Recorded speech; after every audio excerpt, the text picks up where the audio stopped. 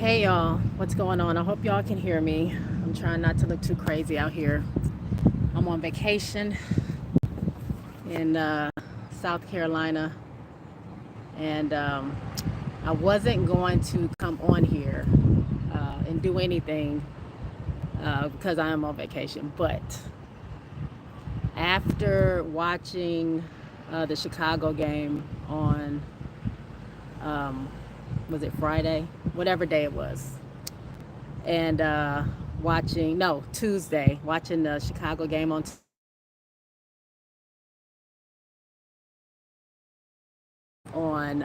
Wednesday, I had to come on here and get my thoughts out. What's up, Rewind? What's up, April? Um, so now that y'all are jumping on, if my hair look crazy, y'all, I'm outside because my family's inside, and I didn't want to be interrupted or having noise. But anyway, I want to talk really quickly just about Chicago and Angel and like everything that's going on over there. Like when Angel got interviewed and she said that she thought that Chicago might surprise us, she was not. She was not lying. She was for real because the way that they came out after the game with Minnesota, it wasn't that they played bad. It was just Minnesota played better than them, and they looked like a team that was still trying to get to learn each other and know, kind of how to move the ball around and how to communicate with each other and have some chemistry and stuff like that. So that stuff was kind of I wouldn't say concerning, but I was just like, this is a new team. It's going to take a little bit of time for them to adjust to each other. And man, that game on Tuesday, I mean, for one, New York sucked, which I wasn't expecting that at all. But it was more than New York sucking. Chicago capitalized on every single mistake that New York made. Every single time New York made a mistake, Chicago was right there to score on those mistakes. Their defense was up. They were communicating. Um, they were, it was just, it looked like they had been playing with each other forever. Like the ball movement was good. Like when they first started, it was a little shaky. I the way they needed to on defense in the very beginning, like the first couple minutes. But after that, they, it was a masterpiece to watch. Like it was so good. And then just going off the energy of Angel, like I think Angel definitely came in feeling like she needed to prove herself because she had heard all the noise about her going to the Met Gala and skipping practice, which she didn't skip practice, but that's what was being said in the media. Um, DJ D Jamboree, is that how you say that? Get you on the pod. Let me know what pod. Let me know what pod.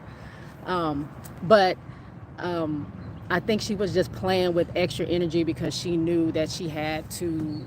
She knew that she had to make an impact, and man, did she make an impact! I really feel like the team was like feeding off of her energy because the way she was.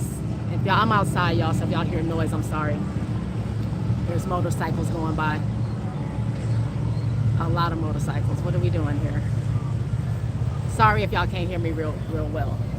But the way that she was going after loose balls, playing on both sides of the ball, she made 2 steals on point guards. Like she was all over the place, playing through double teams, like double teams. They were all over her. One of them being JJ, and she fought through those double teams. Now she didn't get a foul call, which I thought she probably should have, but whatever the case is, she still was able to play through those double teams and get the baskets. And I think that energy fueled, the other players on the team. And you see Mabry shooting threes, Kaiser shooting threes, Dana was doing her thing, Will was doing her thing. Like everybody on that team performed. And like I am so looking forward to Like, y'all really about to have me out here watching Chicago games as much as I watch Aces games, because that's how excited I am about this team. Like, I already loved Teresa Witherspoon. I already loved her since the beginning. I was happy to see that she was going to take over the Chicago team. This is prior to them drafting Angel and Camilla. I was excited to see how she was going to be with Kalia Copper, but then Kalia Copper left. They ended up drafting Camilla and Angel, and man, my excitement just went through the roof. So I'm just really excited. Like, I think this is going to be an exciting season to watch. And when Camilla comes back, just to see the development that they're going to do with her, and then having her and Angel eventually, I think they will eventually play together. Right now they kind of been switching, at least the first game they kind of switched out. But the way that when they get to play together, it's going to be crazy. It's going to be crazy. Like, ugh. And then outside of that, hey Robert, who else is in here? Sorry. Hey Moses. The way that I watched those interviews, like, Teaspoon is coming in there and they are buying into whatever it is that she's selling. Like, I've heard Kennedy talk about her, I've heard Dana talk about her, I heard Izzy talk about her, and all of them are saying the same thing. Like, she has so much energy, she treats us like people, she, is concerned and cares about us on and off the court. And that goes a long way, I believe, with a player. People, they're saying, like, we'll run through a wall for her. Like, we'll do whatever it is for her. We want to perform because of the person that she is. And I think that means a lot. And especially, like, if y'all saw my community tab, I think I put the interview in there with her and Angel together that they did for Media Day with Teaspoon and Angel. Y'all, it almost brought a little tear to my eye. I'm not even gonna lie. I think a reporter asked her something about Angel. I'm not really sure exactly what the question was, but Teaspoon was like, I'm gonna go first and I'll let Angel answer. Something just about her and her impact or whatever, her as a player or something like that. And Teaspoon was like, I'm gonna answer the question first. And she's like, she talked so much life into Angel. She talked so positively about her. She talked about some of her accomplishments. She talked about how much she's a dog, how much energy she has, how much she works hard. And me personally, I know Angel loves Kim Mulkey. I know she does. And there's a lot of things that I'm sure they dealt with, or they have a certain relationship that we're not privy to. But in public, I never really saw Kim Mulkey come to Angel's defense the way I felt like she needed to protect her, and protect her as a coach the way I felt like she needed to when all this stuff had been going down with Angel. And I think a year later, after Angel's been going through all this stuff, to have a coach like publicly love on her and show the positive sides of Angel, that's only going to make her confidence go up, and it's only going to make her play better than ever, because she knows these people have her back. And so it's been dope to see, and just to hear Teaspoon talk those things about her. And then Angel goes and talks about how Teaspoon does care about her and care about her well-being and stuff like that, and just speaks so highly of her.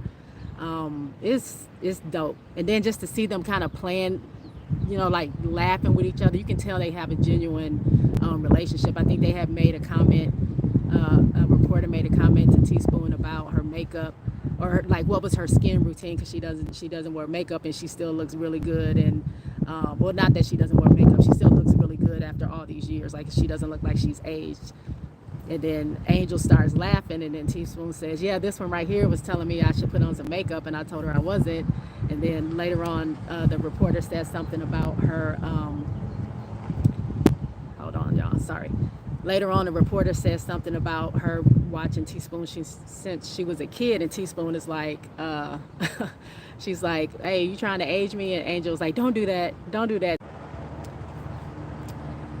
I don't know. I think I went out a little bit, but I know that Teaspoon is going to have that same relationship with Camilla in a different way. I don't know if y'all saw that clip that just came out about that doc that's coming out with Camilla. Today is Friday, right? Tomorrow is coming out, and it shows a little clip of Dawn like really getting on Camilla, like, right?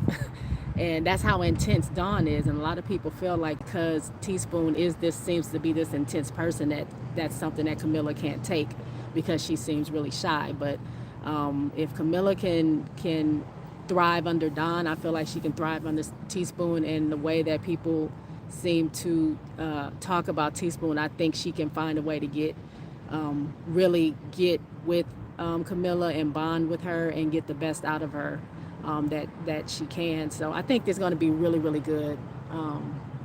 Personally, like, I can't wait. I've just been so happy to see, and the media day. Like, I was a little shaky on Chicago about like how they was going to do this media day, but it turned out to be really, really good. They used the stadium as the backdrop. I love the pictures that's been out so far. It's dope. Like, I'm really, really excited, like super excited. Let me see if I can see some of these comments. Sorry. April says every single one of her points were tough and well deserved. Moses says, I'm smiling too, thinking about how fun this upcoming season will be for Chicago. RC said that Caitlin was so tired, she'd be like, hands on my knees, take my offense, play that D for me. Okay, he got full bars. Bree Wayne says Reese and Camilla will put pressure on people. They for real not getting rebounds when both of them are in there. Right. RC says Caitlin is not exempt from being roasted. Anybody can get this comedic smoke. True.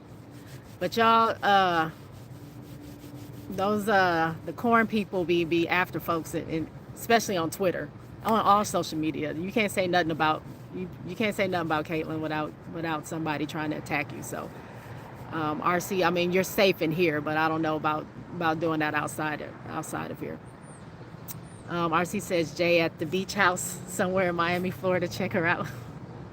Yeah, I actually am at a beach house. I don't know if I can flip it, if y'all can see my view. That's the ocean right there. But yeah, I'm at an undisclosed location on vacation. Bree Wayne says Teaspoon is doing what Moki was supposed to do for Angel. Yeah. And I'm sure Moki has done something. Like, Angel talks so highly of Kim Moki. So there's something there. I just haven't seen it. But I'm just happy that Teaspoon is outwardly pouring into Angel the way I feel like she deserves. RC says Angel Reese just went from out of touch, Miss Moki, Mama, Golden Girl to Teresa. All my life I had to fight with a spoon. Moses says that mighty melanin. Groovy says hell yeah, after what Zion Williamson said about her after the Pelicans fired her, knew she would be a great coach. RC says Kim Moki don't even got a cell phone. Kim Moki still be looking for telephone booths to make a phone call.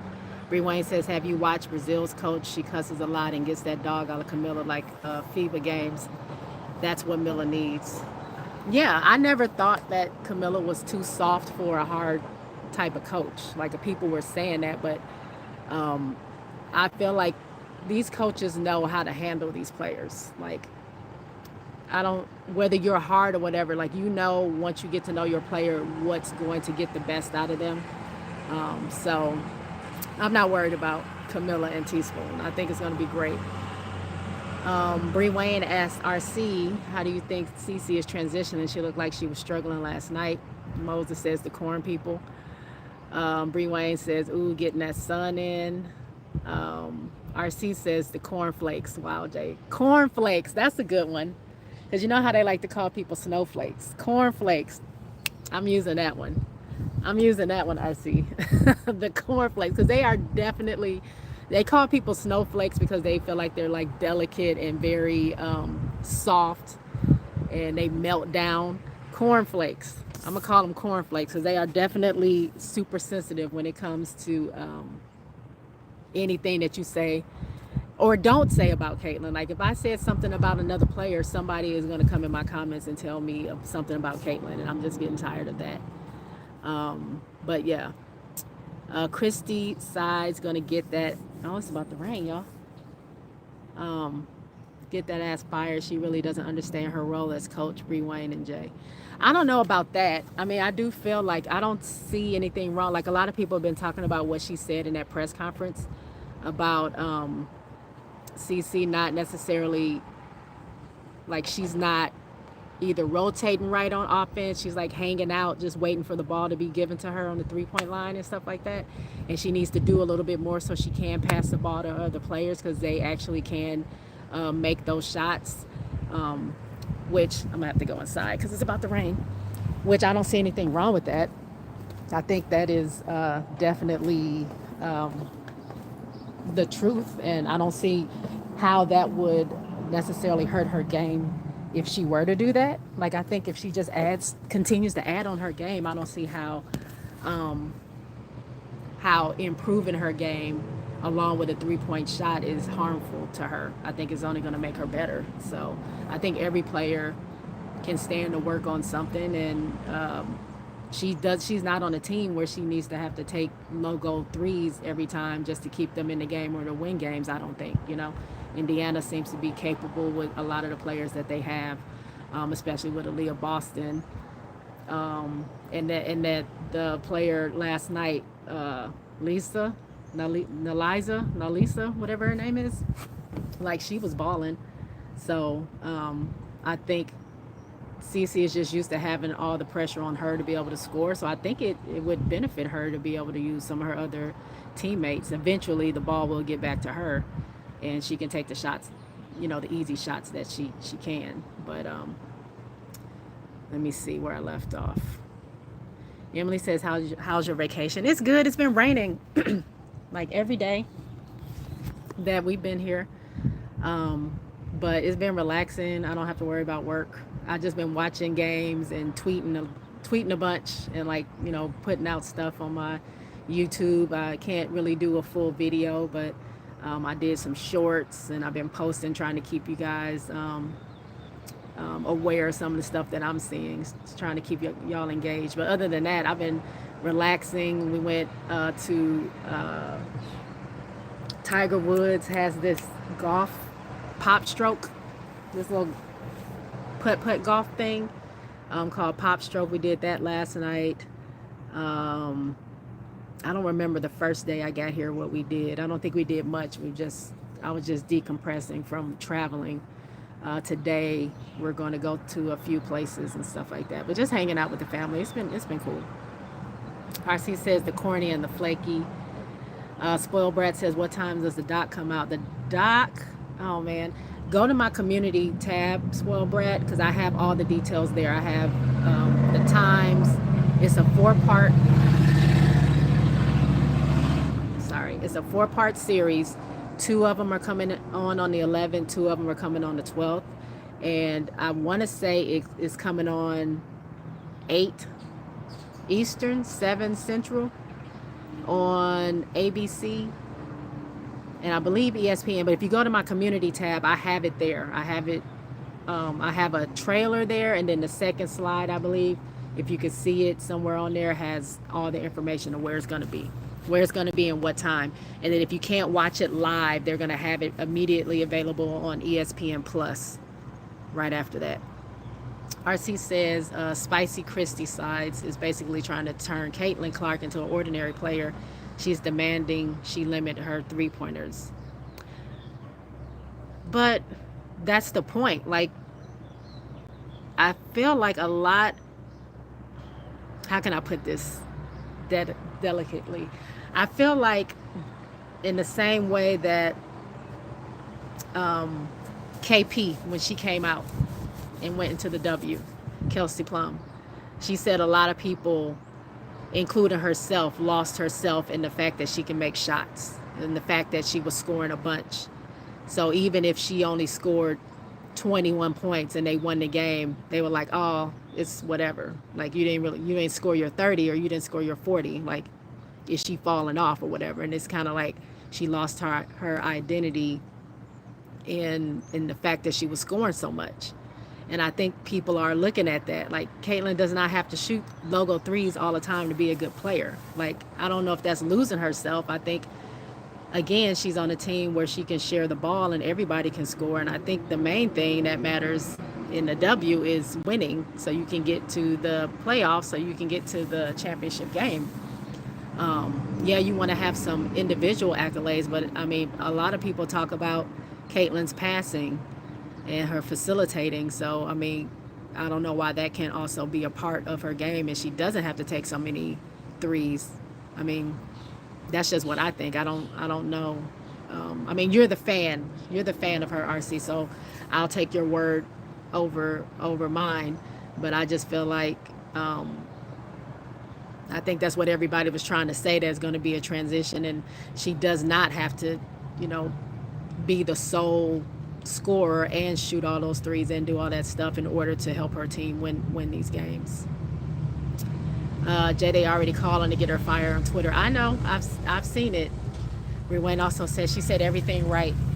Some of those deep threes are bad shots and turnovers. Correct. Rewain also says anytime Fever play aces, she'll understand why them turnovers are bad, because aces eat up turnovers and turn them into points every time. Every time. Every time. RC says Coach Lisa Bluter was the perfect coach for Caitlin, but the era is over too. Caitlin Clark loves to play her game, but it needs to be a happy medium. Yeah, I think, again, as you know, yeah, she had Kate Martin and other players on her team, but Cece was the scorer, was the main offense on that team. And yeah, it's very flashy and entertaining to see her shoot like logo threes and all that other stuff, but she doesn't have to do that now. You know what I'm saying? Like, she can step back a little bit, and it's going to take a little bit time to adjust, because she's probably like, whoa, I'm not really used to, you know, having a lot of firepower around me and support where I don't have to make those shots. So I think it'll be a transition. I think, again, the corn flakes, the corn people, children of the corn, are just doing team too much as it pertains to that, because they don't really care about basketball. They just really care about Caitlin's shooting and stuff like that. So RC says Jay and Bree Wayne, the thing about Caitlin Clark is she needs to ask herself, is her way of playing going to win her championships? That part, that's what I mean. Emily says that's good. I love that they have a new NBA team coming. Oh yeah, so I also put that on my community page that they are expanding to Toronto. It was just announced today the W is going to have an expansion team 2026. So that means Golden State is coming 2025. And Toronto to 2026. Some owners in Houston have been talking about bringing back the Comets. I know the commissioner said she wanted at least 3 teams by 2000. Did she say 26 or 28? But I mean, it's coming. Charter flights. Even though the Aces got stuck at the airport last night, they didn't leave their airport until 1 o'clock because their flight got canceled. So they were literally just sitting in a terminal that was closed because I'm not sure why. I guess it was weather. But they were not they were not happy. They was like, yay, announcing charter flights, and we're sitting in an airport with no way to get home or no way to get to South Carolina. Moses says, I'm excited that they're expanding to Toronto. Hopefully more cities will get teams in a W. Yep.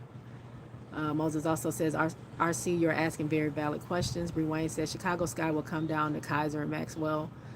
Do you cut the rookie or keep Kaiser and keep Kaiser, or cut Kaiser and keep rookie? That's the question, y'all. I mean, as I look at the Chicago team, like, anybody, like, it's good either way. It's crazy that the parity between the players and what they can offer is so tight that it's hard to see who they're going to cut, because Yeah, Kaiser does not really average any points, um, but she played her heart out this last game. She shot three threes. She was playing very well. So do you keep someone who's been in the league, who knows the league, who maybe didn't have the best performances, but is kind of solid and had a really good game this last game, or do you keep a rookie who you've seen what she can do in her college career, but because of an injury, she hasn't had the opportunity to really show you in game form what she can do. You're just going off of past performances. So which one do you keep? I kind of feel like they're gonna cut. I think they're gonna cut Brenna. I don't know. For some reason, I'm feeling like they're gonna keep Kaiser, but I mean, it is a toss up. It can be either way. So I'm waiting to see which one they're gonna go with. Bree Wayne says to RC she's overthinking everything and she needs to simplify the game and know there are stars on the team. Hold on, y'all.